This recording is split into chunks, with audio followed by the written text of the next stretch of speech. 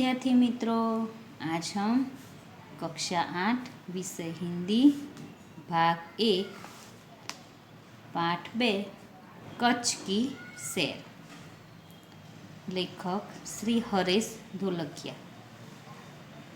विद्यार्थी मित्रों, कच्छ निवासी हरेश धोलकिया अध्यापक थे यानी शिक्षक थे। शिक्षकत्व आपकी पहचान बन गई है। पूर्व राष्ट्रपति श्री APJ अब्दुल कलाम के बहुचर्चित विंग्स ऑफ फायर पुस्तक का आपने गुजराती भाषा में अनुवाद अंगन पंख शीर्षक से किया है। शिक्षण कार्य के आपके अनुभव संशोधनात्मक लेखन कार्य तथा पत्रकारित्व आपके लेखन के क्षेत्र है। कच्छ मित्र में आप सुरक्षा स्तंभ अंतर्गत लिखते हैं।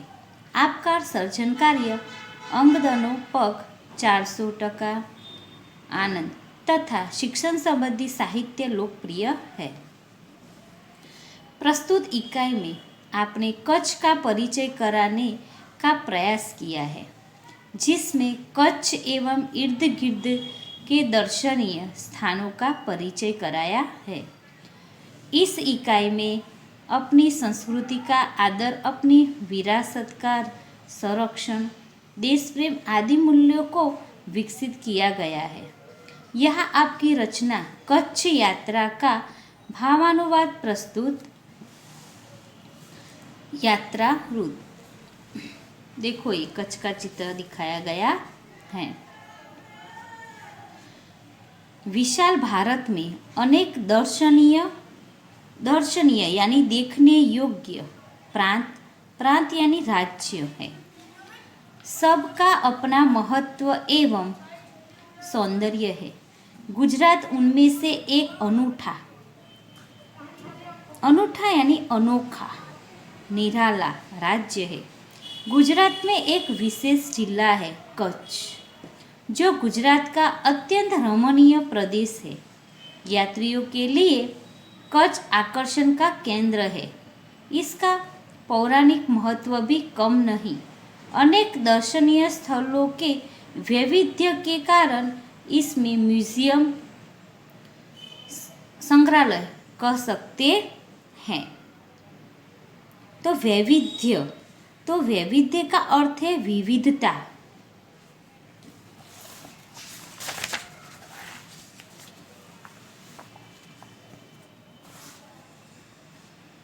कच्छ में प्रवेश करते ही हमें रेगिस्तान यानी मरुभूमि के दो स्वरूप देखने को मिलते हैं। एक छोटा सा रेगिस्तान और दूसरा बड़ा रेगिस्तान। इन दोनों में रेगिस्तान जैसा कोई लक्षण नहीं दिखाई देता। रेत कहीं नजर नहीं आती, अतः यह अनूठा रेगिस्तान है। सामखियाली को हम कच्छ का प्रवेश द्वार कह सकते हैं। कच्छ की यात्रा यहीं से आरंभ होती है, यानी यहीं से शुरुआत होती है।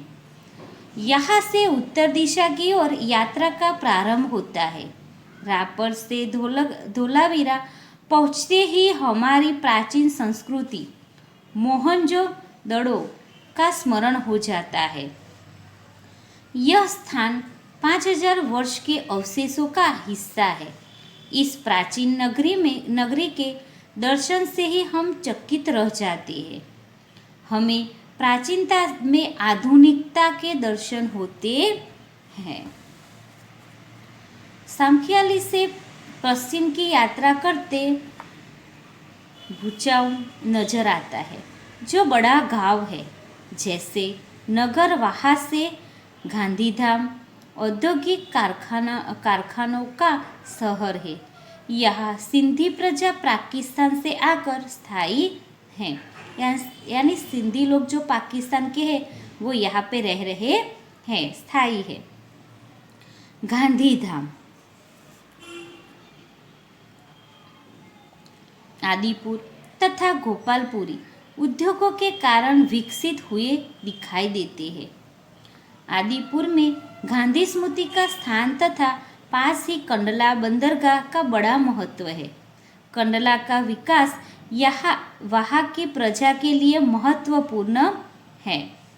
कंडला से दक्षिण की ओर भद्रेश्वर अति प्राचीन जैन यात्राधाम है।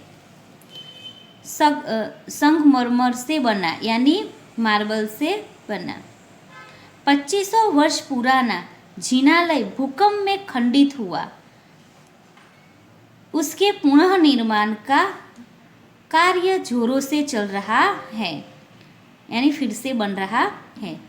इस आधुनिकता का स्पर्श मिला है मुद्रा शहर तहसील यानी तालुको, तहसील भी है यानी तालुको पण छे।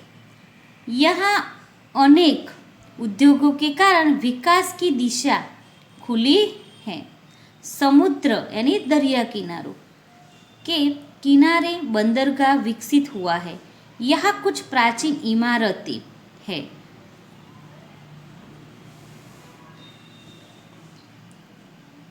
किनारे बंदरगाह विकसित हुआ है। यहाँ कुछ प्राचीन इमारतें हैं। समुद्र के किनारे तटीय यात्रा करते हुए हम मांडवी पहुँचे। मांडवी अति सुंदर बंदरगाह है, बड़ा प्राचीन नगर है। इस शहर में राजा का महल, पवन चक्कियाँ तथा समुद्र तट के कारण अधिक दर्शनीय बना है। यहाँ VRTI ग्राम में संस्था है, 72 जिनालय है। पास ही बिंदड़ा गांव में अंतर्राष्ट्रीय अस्पताल है।